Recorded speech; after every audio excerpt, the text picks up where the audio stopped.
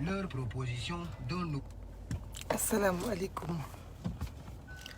dama bëgg a def live bu gaaw rek di jéggaloo ne du ma mën a xaar ñëpp duggandoo mais déjà maa ngi nuyu ñi nga xam ne ñëpp ñoom ñoo connecté wu di ziar kenn ku nekk ci julli bi ñu jógee di profito di baalu ñëpp àq et puis di baal ñëpp àq itam di wax ne suma kàddu yi ma bëgg a yëkkati léegi c'est juste pour waxtaan tuuti ak sénégalais yi ak sénégalaises yi surtout jeunesse bi mais surtout parents yi itam ñun lépp lu ñu waroon a wax ci feebar bi di coronavirus wax nañu ko responsabilité yi partagé nañu ko gestion bi analyser nañu ko à chaque fois depuis daaw matuwaay bu ci nekk rek li ci am bokk nañ ko ak nit ñi waxtaanee ko par contre dafa am loo xam ni moom moo am jamono ji li am mooy dañoo am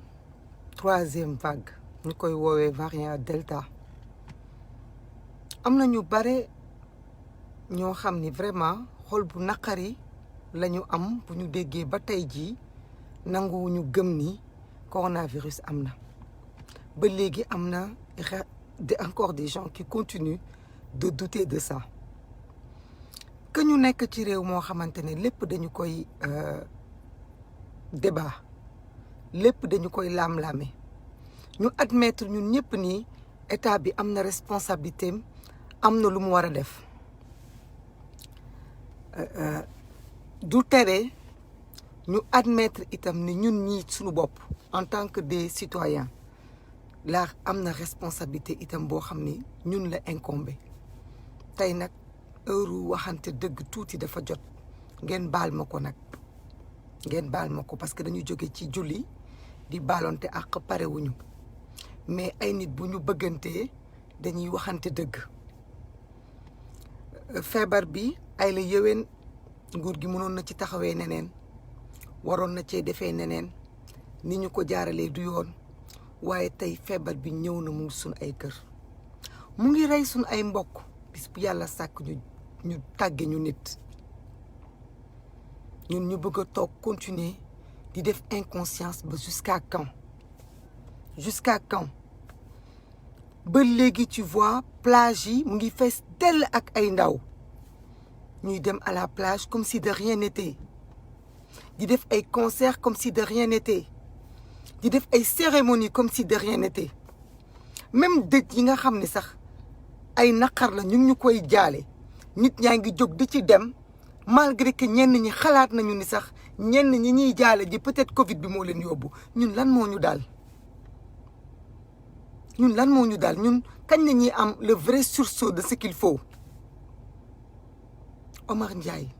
Macky Sall en est le responsable mais et alors est-ce qu'on va rester là inconscient à dire non régime bi moo responsable donc ñun duñu def dara pour sauver suñu bopp pour sauver suñu askan pour sauver suñu njaboot dañuy dem vers le chaos vers le mur et les gens continuent te kenn du bàyyi dara kenn si ñun du bàyyi dara vraiment dafay am jour yoo xam ni on n'a pas envie de se battre dañuy sonn on a envie de laisser tomber parce que on se dit mag mu nekk mooy faj boppam am na loo xam ne nag nit warul nangu bëgg bañ boppam ba di ci egsi hôpitaux yëpp a fees kër yi ñëpp a feebar jusqu'à présent on voit des Sénégalais yoo xam dañuy feebar naan damaa grippe damaa palu tout sauf accepter ni peut-être que dañu Covid ñu nekk dans ce déni de cette maladie-là l'heure est très très grave l'heure est très très grave jël leen seen responsabilité li lay war a sóoli ni ñu waxante dëgg mënuloo bëgg a xeex politique pour mbir yi changer bëgg a xeex ay jikko pour mbir yi changer nga ne yow doo xeex coronavirus ndogalu yàlla la da ngay toog xaar ku ci yàlla namm mooy dee kooku ku koy wax kon bul def dara ci sa àdduna bu dee yow da nga ni ku yàlla namm ci feebar bi mooy dee ñëpp xam nañu yàlla mooy raye mais inconscience bi ngeen bi sénégalais yi àndal ci feebar bi ce n'est pas normal parce que mu ngi wër di propager wu te am na ci ñun ñoo xamante ne bu leen dalee ñu ngi ci coono ak souffrance boo xam ne mënuñu ko wax kenn ñu ngi dund ak moom am na ñu ciy dee kenn si ñun ku nekk mu ne du jël responsabilité am def stop à la propagation de ce virus bàyyi ci li mu nekkoon taxaw tuuti mënu leen taxaw tuuti de temps en temps bu leen toog di xaar toujours ba mu nekk ay décision ay mesures mooy war a mën a tax ñu contraindre nit ñi non nit am na fu muy toll bu mbir mi yëngadoo da ngay taxaw tuuti nga def stop da ngay taxaw tuuti nga xaar ba affaire yi xaw a tane xaw a wàññeeku après nga commencé waat mais non doo taxaw doo ralentir doo dellu ginnaaw doo stop ci li nga bëggoon dund ci loolu ngay continuer ba tey ça ne peut pas continuer man des fois je change avec des gens je veux bien que ñu ànd ñun ñëpp di xeex ñu ne dañuy xeex pour réew mi dañuy xeex pour lii dañuy xeex pour lee mais li jar a xeex mooy déjà fexe ba rester en vie hôpitaux yi fees nañu dell on voit des gens yu nga xam dañu feebar di dem hôpital kenn mënu leen fa téye ñu ngi seen biir kër yi di souffrir le martyre ngeen ne yéen du ngeen gëm ni feebar bi am na merci ngeen ne du ngeen gëm ni feebar bi am na léegi laa am mbokk mu ci gaañu tey ci fajar ngeen ne yéen du ngeen gëm ni feebar bi am na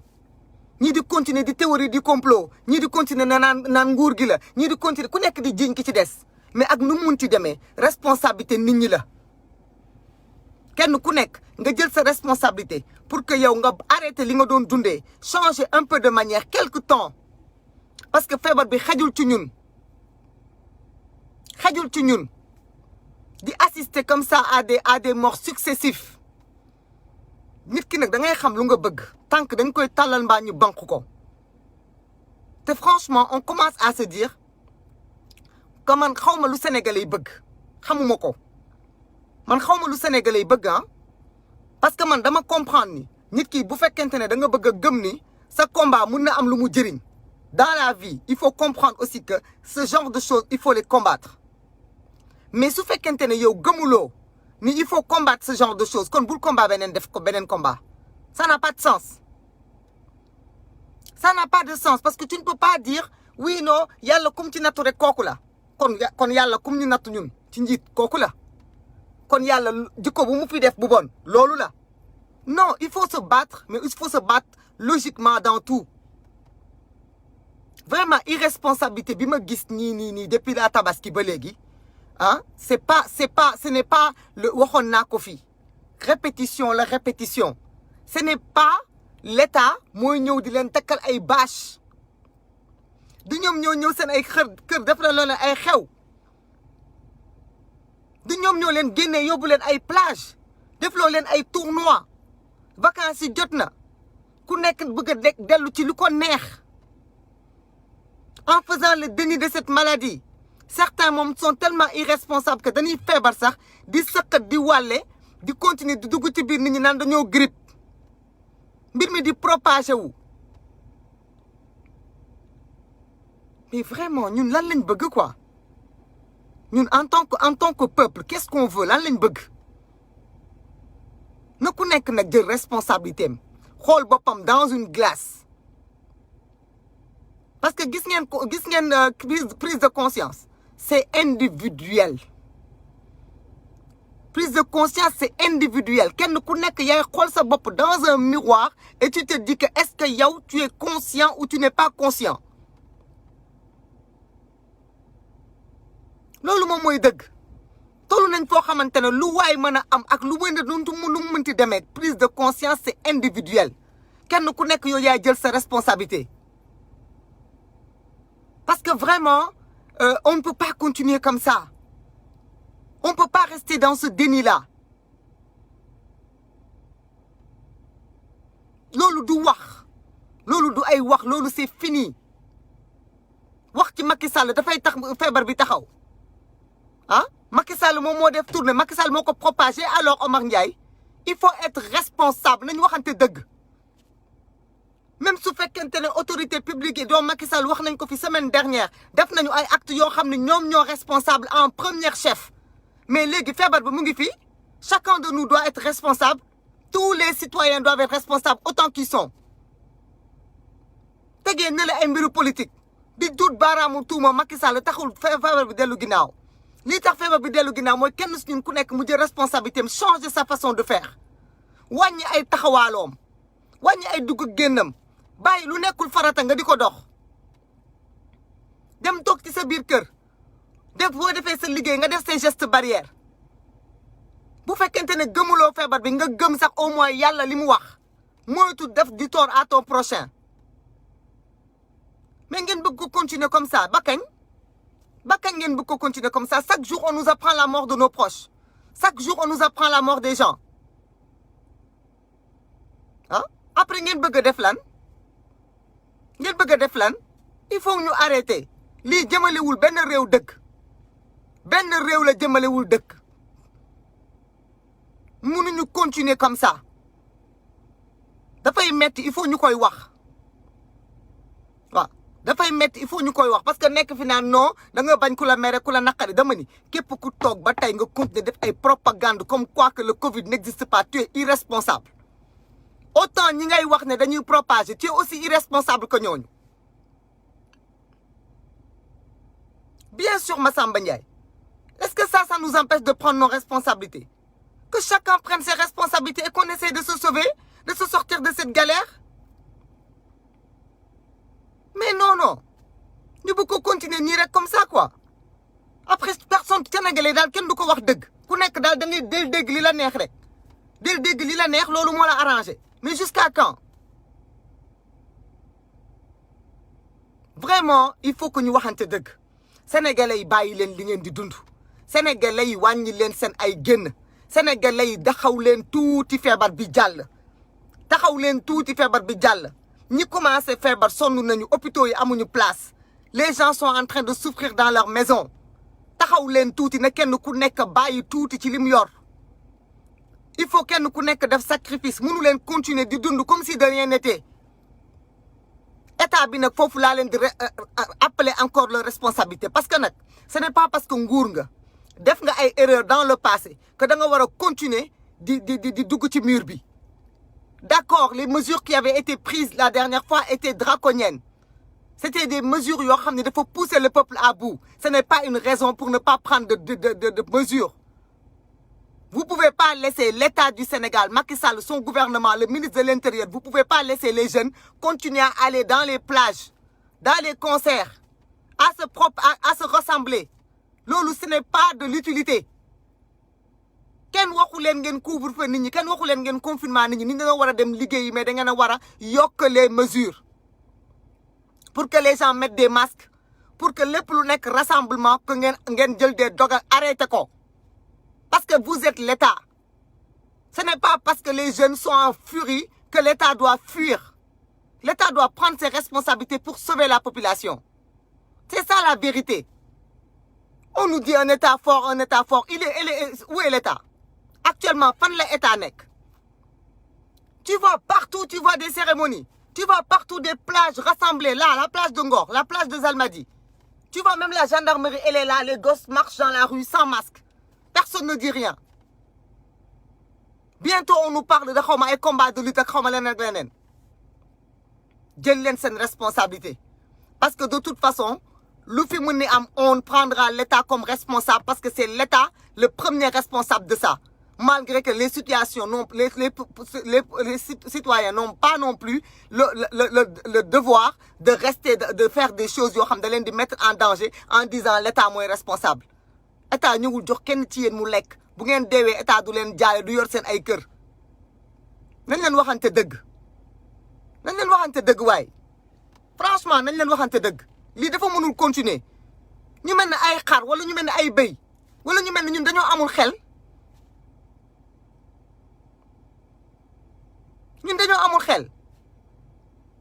nan ngeen bëggee ñun àdduna respecté ñu àdduna respecté ñu ñun on est là ñun on ne peut même pas rentrer dans notre tête l'existence d'une maladie d'une pandémie mondiale on continue de dire que c'est une invention foog ngeen ni tubaab bi li arrangé na leen foog ngeen loolu ñu nga xam ne seen àdduna yëpp dañ ko def te ñoo liggéey ba passé liggéey léegi ils parlent de leur passion de leur divertissement et ils ont tout arrêté pour survivre pour pouvoir passer être là demain pour raconter ça on continue ñun yàlla dimbale ñu boobu ba léegi yàlla dimbale ñu boobu ba léegi ak sunu ay système de vie à chaque fois yàlla dimbale ñu ñun amuñu ci perte yi ñu ci waroon am léegi ñu jàkkaarloog benn delta boo xamante ne c'est extrêmement contagieux ñu ne nit ñi duñu accepter ni c'est grave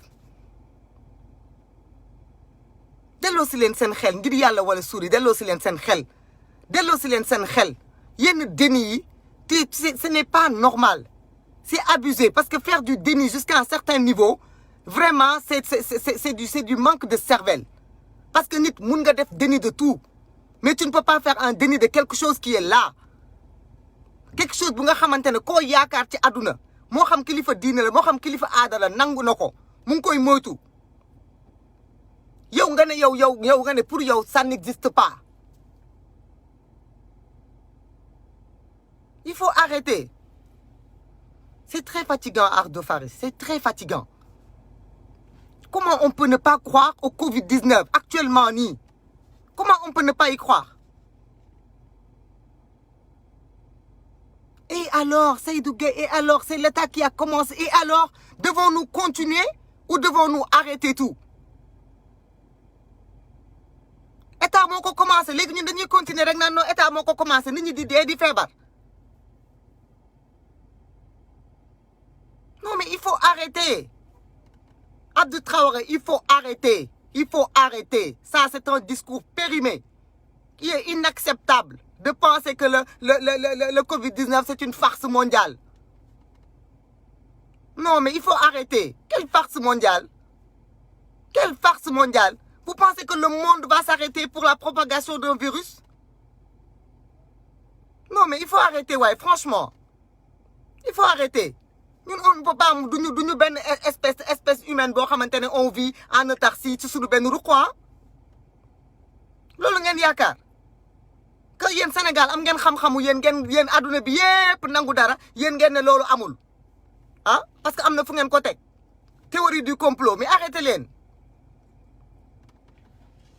vraiment arrêtez leen quoi arrêtez leen ku dee loolu ngeen gëm ku gëm ni da jarul xeex jarul moytu bul xeex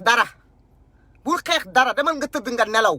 bul changer président bul fal maire bul folli député bul xeex jikko bul xeex dara demal nga tëdd nga nelaw nga xaar yàlla loolu mooy dëgg nit ki da ngay cohérent nit ki da ngay cohérent munoo ne non damay xeex pour lii mais leneen ñëw nga ne non lii nangam ndogalu yàlla la da ngay cohérent soit tu te bats pas bu ñu demee ba xalif général des Mourides joxe ndigal ne nit ñi takk masque ah xalif général des Tidianes sonn na nekk ci tëjum jàkka ji boobu ba léegi yàlla jox ko dëgg nag mu takk boobu ba léegi mu continuer di def ay ñaan di def li mu gëm ak li mu yaakaar yéen ngeen toog fii naan non feebar bi daal non loolu c'est pour diminuer la population mondiale xawma lan ak lan yow bañ bu dee c'est pour diminuer la population mondiale yow fexeel ba boobu bokk ci ñi ñuy diminuer bokk ci ñi ñuy diminuer c'est de l'inconscience maintenant l'État du Sénégal nous vous attendons live bi du gudd parce que xol bu jeex la ñu am ak naqar bis bu yàlla sàkk ñu ñuy tàggee ay nit ñu xam te xam nañu bu baax ne feebar bi moo leen yóbbu te xam nañu ni c'est des choses qui pouvaient être évitées d'accord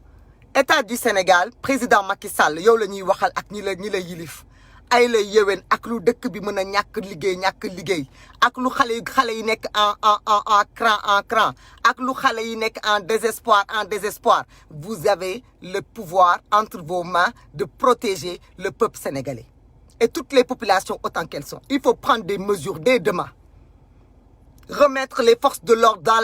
la route pour sensibiliser et pour encourager les Sénégalais à mettre des masques sans violence. Interdire toutes sortes de rassemblements, ce n'est pas indispensable.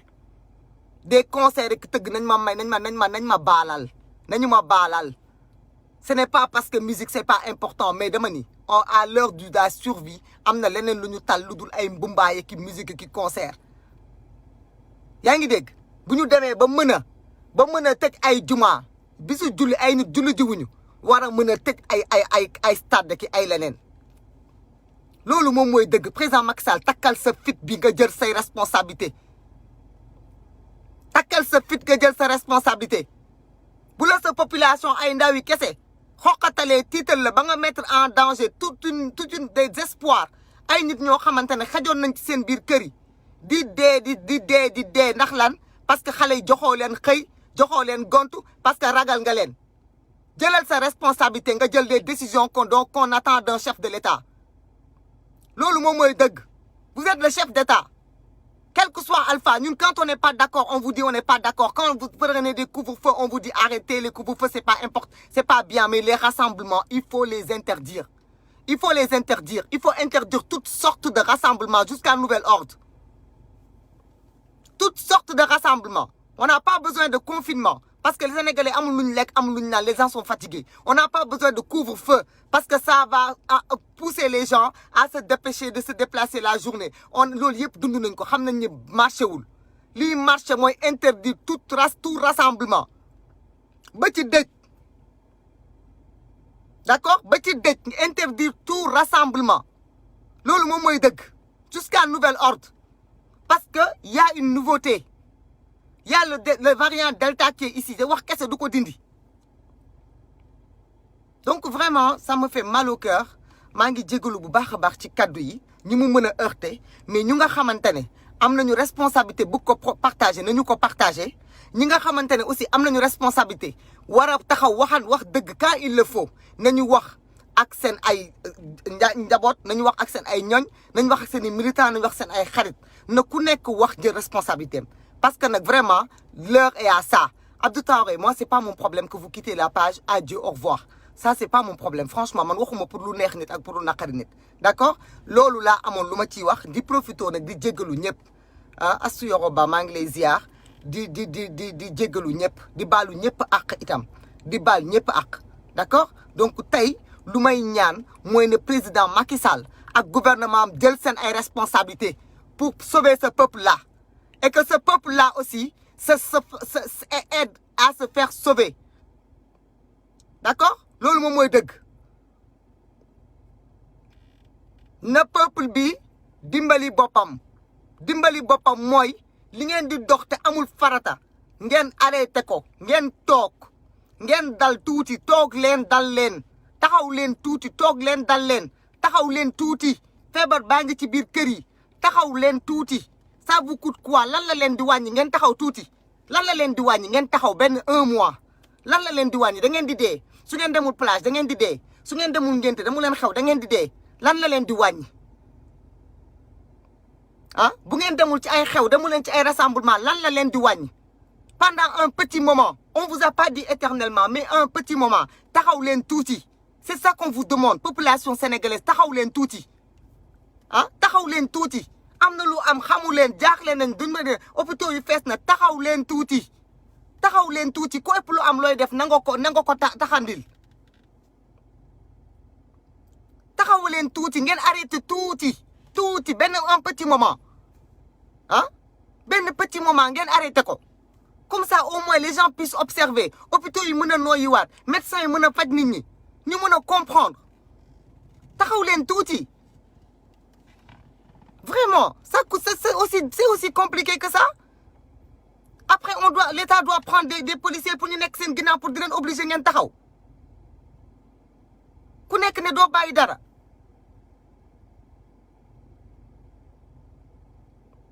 merci Cheikh Ahmed Tidiane merci beaucoup vraiment taxaw leen tuuti ngir yàlla wala sooli arrêtez un tout petit peu tuuti rek tuuti kenn waxu leen arrêtez-vous de vivre mais taxaw leen tuuti lañ leen wax tuuti lañ leen wax tuuti taxaw leen tuuti def leen benn stand by tuuti def leen pause tuuti feebar bi hôpitaux yi dafa fees nit ñi dañu feebar amuñu fu ñuy fajoo oxygène amul place amul mais arrêtez-vous un tout petit peu ku doon xew aj ko mais ku doon def leneen mais taxawal tuuti c'est pas compliqué quand même c'est pas compliqué un peuple personne ne peut se développer dans le désordre amul benn pays ci àdduna bu mën a développer wu ci désordre dañu waxante dëgg indiscipline ak désordre kenn mënu ci développer wu te nag ñun dañu indiscipliné wu on est indiscipliné c'est pas possible on est indiscipliné à tel point que même quand on nous dit quelque chose qui nous plaît pas on insulte parce qu'on est indiscipliné on ne respecte pas les autres yow yaa ngi ci jàmm feebaruloo mais xoolal ki feebar ba dee da nga ko gën ñii di dem dañ leen gën mais respectez les mesures barrières signatées respectez les mesures barrières prenez vos distances def leen tuuti un petit break pour permettre aux hôpitaux de respirer d'accord pour permettre aux gens vulnérables ñi yorul dara pour ngeen dimbale leen permettre leen ñoom ñu mun a faju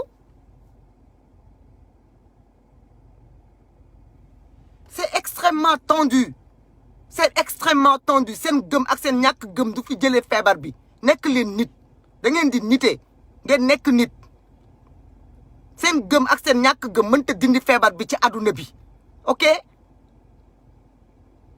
lenn ngeen ci munul lu dul taxaw tuuti yu ñàkk solo yi ngeen di dox te du farata ngeen arrêté ko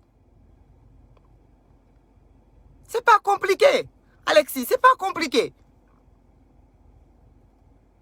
mais on ne peut pas s'arrêter duñu arrêté tuuti ku nekk ne doo ma bàyyi dara non man damay dem plage damay dem marché damay dem lii di wajji kenn ku nekk di tëli bu ñu waxee non kii moom moo defoon lii non kii moom moo defoon lii ba kañ ban genre peuple lañu am ñun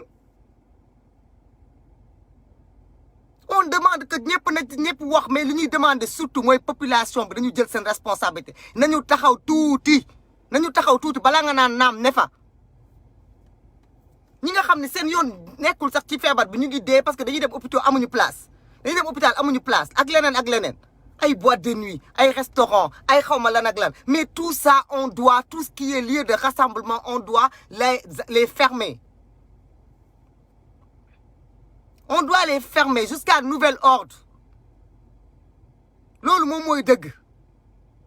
sénégalais nag képp ku ko wax te waxoo ko lu ko neex bëggu la mais ñun li ñuy wax dañu koy wax ñi ñu ko sañ a wax d'accord parce que am na ñoo xam ne li ñuy wax xëy na gënuñu leen ko xam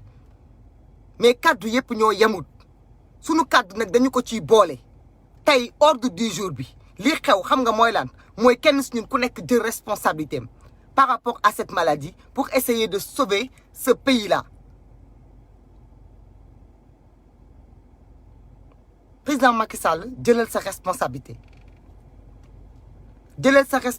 takkal sa fit nga jël les décisions yi nga war a jël pour sauver ce pays-là d'accord couvre-feu amul njëriñ def nit ñi comment on dit ça encore confinement amul njëriñ parce que le peuple est pauvre les gens ont faim kenn muñu leen tëj seen biir ay kër leneen moo leen di rey mais ma ne rassemblement inutile yi vous avez l'obligation de les interdire jusqu'à nouvel ordre d'accord loolu mooy li nga xam ne mooy dëgg na ku nekk def sacrifice kiy tëgg soirée loolu la am pour dund na def sacrifice keneen na def sacrifice pour qu'on s'en sorte ensemble il faut que tout le monde se sacrifie c'est ça la vérité qu'on se sacrifie les uns pour les autres voilà si on ne peut pas se sacrifier les uns pour les autres ça veut dire qu'on ne vaut pas ce qu'on prétend valoir d'accord on ne vaut pas ce qu'on prétend valoir un peuple qui n'est pas prêt au sacrifice se sacrifier c'est s'oublier ku ne nga fàtte sa bopp tuuti nga fàtte li ngay am nga fàtte un minimum nga dem toog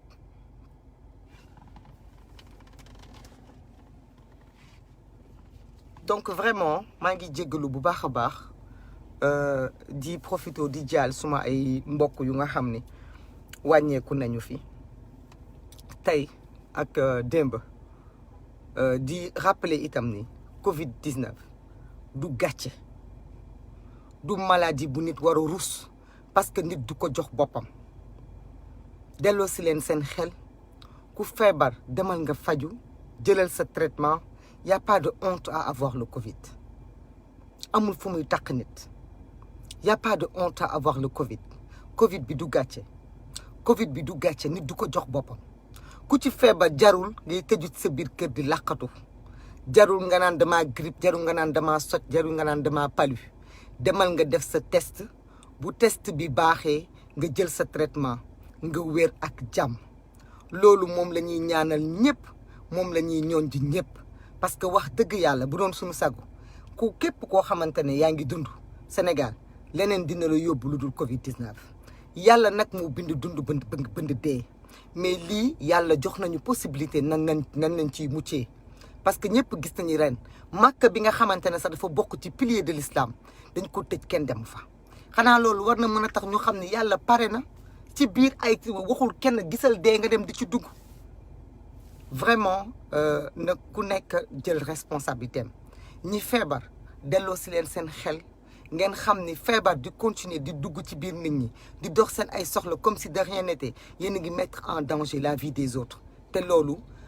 dafa nekk dangereux te loolu diine bugg ko benn diine bugg ko nit boo feebaree waroo fexe noo wàlle sa morom parce que loolu délit la mun nga wàll nit mu tane wér mun nga wàll nit mu jaar ci ñàkk bakkanam responsabilité boobu dafa fort ci doomu aadama donc kenn ku nekk na nga jël sa responsabilité nga éviter di taxawaalu nga dem liggéeyi wàcc takk sa masque dox yeeg seeti mbokk yeeg yooyu yëpp taxaw leen tuuti arrêté leen ko tuuti le temps qu'on sorte de cette vague là bu ñëpp toogee rek ku nekk bàyyi dara dinañu jaar génn ci vague bi ak jàmm ak salaam te duñ fi nekk chaque jour ñuy tàggee ay nit chaque jour ñuy jooy ay nit ndax ñii di dem xejoon nañu fi. D'accord? Donc vraiment, c'est dans le cœur que je le dis. ci laa koy ñaan képp ku ma xam ne nit ñi góorgóorlu d'accord ne nit ñi góorgóorlu ñi nga xam ne Hakuna Matata ne nit ñi def ay témoignages Sénégal dara safu leen ñu bari ci ñun mais y a encore des gens sensibles y a encore des gens sensibles yu nga xam ne quand on partage je vois beaucoup de gens qui sont généreux maa ngi leen di remercier gis naa ñu bëri ñuy partager suma sœur suma frère suma cousine dafa am Covid dafa décédé faites attention ça c'est des gestes de patriotisme parce que partager pour sensibiliser ak pour sauver des vies y a pas plus noble comme mission donc continuer leen ngeen di def loolu continuer leen ngeen di sensibiliser continuer leen ngeen di partager ndax feebar bi du gàcce ñi ko am wala ñi nga xam ne njortu nañu ci seen yaram ñu sentir loo xam ne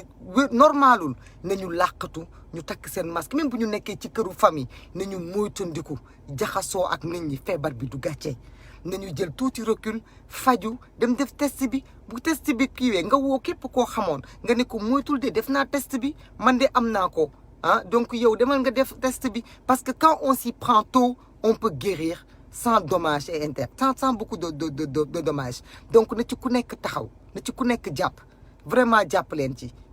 ci di ñaan yàlla bientôt qu'on se retrouve dans d'autres combats mais que ce combat là c'est un combat boo xam ne kenn ku nekk ci ñun daf ko war a jël combat boppam quand il faut dire qui a raison qui a tort on le dit qui a tort mais aujourd'hui ce qu'il faut dire c'est que nous autres populations sénégalaises nous devons aujourd'hui prendre notre responsabilité et montrer que ni on peut sortir de ça je sais qu'il y a des gens yoo xam ne am na fu ñu ma teg tuuti am na ñu ma respecté wala am na ñu am ci man cofeel ñooñu lay ñaan bu fekkee ci seen biir am nañu sceptique par rapport à cette maladie nañu ma gëm ñi spécialistes yi ñàkk nañ ci suñ ay mbokk am nañ ci suñ ay mbokk yu feebar bi am na d'accord ñooñu lañ koy wax képp koo xam ne yaa ngi suivre Maimouna tuuti yaa ngi koy déglu am nga benn cofeel bu ndaw ci moom Maimouna bu taxawee wax ak yow ak xol bu jeex xam nga ni dafa gis loo xam ne mënu ci dara nii rek da ko mën a waxee d'accord kon maa ngi leen koy ñaan kenn si yéen ku nekk mu jéem ci def effort di ñaan itam ñeneen ñi nga xamante ne vraiment dañu am lu ñu yëg ci seen yaram ñoom itamit nañu toog mais rassemblement yi état bi na ci jël ay décisions parce que nit ñi duñu mës a jël la responsabilité d'arrêter tant qu'ils ne sont pas contraints et c'est quand même dommage d'accord Gaston xawma mu ne Gaston ak lamb bi loolu ce n'est même pas pensable on n'y pense même pas on attend que l'État interdise ce combat-là aussi simple que ça combat bi l'État du Sénégal a la responsabilité pour montrer la gravité de l'heure c'est d'annuler ce combat du leneen parce que même ñooñu di nekk foofu bu ñu ko naree def huis clos sax nañu ko def de telle sorte que ñi nga xam ne dañuy accompagner mbër yi ñooñu ñëpp nañ def ay tests d'accord nañu def ay tests donc vraiment maa ngi yemale foofu wax bi bépp xeetu rassemblement bu am nañu ko interdire c'est ça qu'on va montrer que l'heure est grave c'est le seul moyen de montrer que l'heure est grave c'est ça c'est de tout interdire voilà ça ce sera un bon message donc maa ngi nuyu ñëpp di leen jégalu bu baax bu fekkente ne wax ji dëgër na xol bi moom moo fees rek di baal ñëpp àq nag di leen baalu àq merci beaucoup merci